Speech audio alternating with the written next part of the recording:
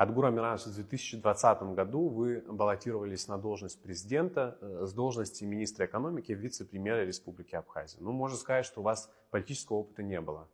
Как вы считаете, насколько важно кандидату в президенты и будущему президенту иметь этот политический опыт, в частности, политический опыт работы в оппозиции?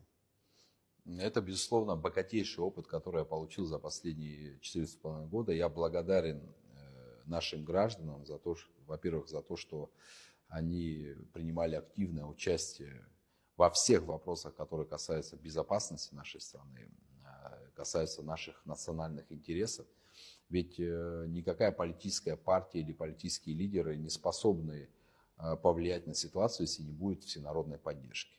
И мы видели как раз в рамках событий 15 ноября, что пришли люди, которые не состоят ни в каких политических партиях и общественных объединениях. Это простые люди, простые граждане, которые были обеспокоены своей судьбой и реально ощущали опасность от той политики, которую проводил Аслан Жани.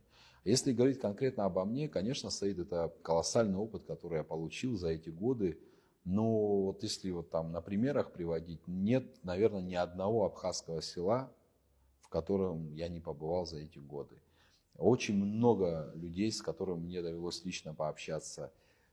Ты становишься намного ближе к своему народу, и это опыт, который ничем нельзя заменить. Потому что когда ты работаешь в государственных структурах, все-таки ты большую часть времени находишься внутри кабинета.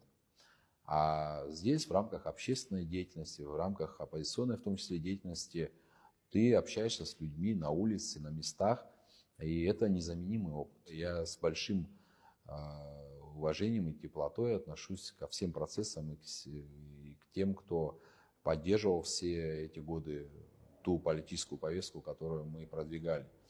Поэтому этот этап нужно пройти любому политику, потому что по-другому открывается Абхазия, по-другому начинаешь оценивать проблемы нашего общества, по-другому, вообще по другим ракурсам видишь все процессы, которые происходят в нашей стране.